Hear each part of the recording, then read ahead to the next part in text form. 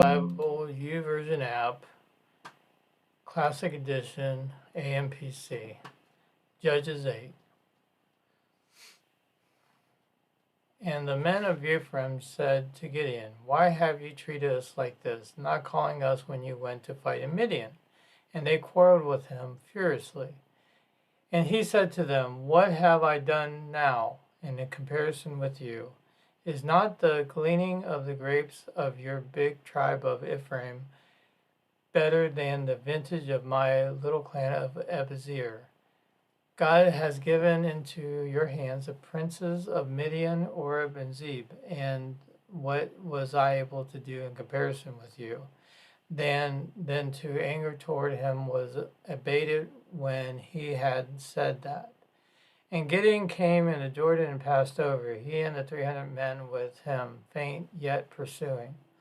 And he said to the men of Succoth, "Give, I pray you, loaves of bread to the people who follow me, for they are faint, and I am pursuing Zebul and Zalmunna, kings of Midian." And the princes of Succoth said, "Are Zubah and Zalmunna already in your hand, and we should give bread to your family?" And Gideon said, "For what, when the Lord has delivered Zubah and Zalmunna into my hand, I will thresh your flesh with the thorns and briars of the wilderness." And he went from there up to Peniel and made the same request. And the men of Peniel answered him as the men of Succoth had done. And Gideon said to the men of Peniel, "When I come again in peace, I will break down this tower." Now Zebah and Zalmunna were in Kedar, and their army about 15,000 men, all who were left in the army of the sons of the east. For there had fallen 120,000 men who drew the sword. And Gideon went by the route of those who dwelt in tents east of Nebo and Jubah, and smote their camp unexpectedly, for the army thought itself secure. And Zebah and Zalmunna fled, and he pursued them and took 2 kings of Midian, Zebah and Zalmunna, and terrified all the army. Then Gideon, son of Joash, returned to the battle of the Axons of Heres. And he caught a young man of Succoth and inquired of him, and the youth wrote down for him the names of the officials of Succoth and the elders, 77 men. And he came to the men of Succoth and said, "Behold, Zebah and Zalmunna, about whom you scoffed at me, saying that Zebah and Zalmunna now in your hand, that we should give bread to your men who are faint." And he took the elders of the city and thorns of the wilderness and briars, and with them he taught the men of Succoth a lesson. And he broke down the tower of Peniel and slew the men of the city. Then Gideon said to Zebah and Zalmunna, "That kind of men were they whom they slew at Tabor?" And they replied, "They were like you. Each of them resembled the son of a king." And he said, "They were my brothers, the son of my mother.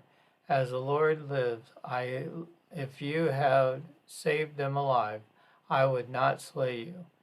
And Gideon said to Jether his firstborn to embarrass them, "Up and slay them." But the youth drew not his sword, for he feared, because he was yet a lad. And Zebah and Zalmunna said, "Rise yourself and fall on us, for as the man is, so is his strength."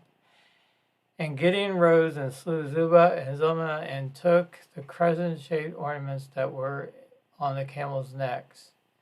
Then the men of Israel said to Gideon, "Rule over us, you and your son son also, for you have delivered us into the hand of Midian."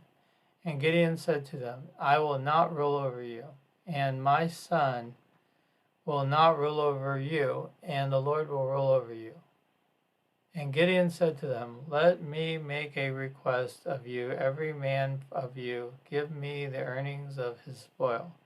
For the Midianites had gold earnings, because they were Ishmaelites, general term of all descendants of Keturah?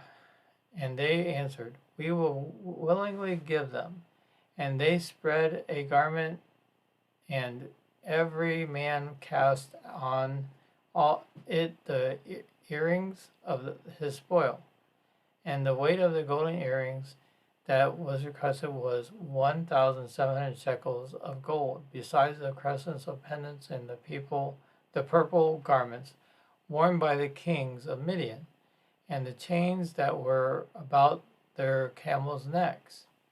And Gideon made an ephod, a sacred high priest's garment, of it, and put it in the city of Ophrah. And all Israel paid homage to it there, and it became a snare to Gideon and to his family. Thus was Midian subdued before the Israelites, so that they lifted up their heads no more, and their lands had peace and rest for 40 years in the days of Gideon. Jubal, Gideon, son of Joash, went and dwelt in his own house. Now Gideon had 70 sons born to them, and he had many wives. And the concubine who was in Shechem also bore him a son, whom he named Amalek. Gideon, son of Joash, died at a good old age and was buried in the tomb of Joash, his father, in Ophrah of his rights. As soon as Gideon was dead, the Israelites turned again and played the harlot after the Baal and his Baal-berith their god. And the Israelites did not remember the Lord their God, who had delivered them out of the hand of their enemies on every side. Neither did they show kindness to the family of Jerubbaal, that is, Gideon, in return for all the good which he had done for Israel.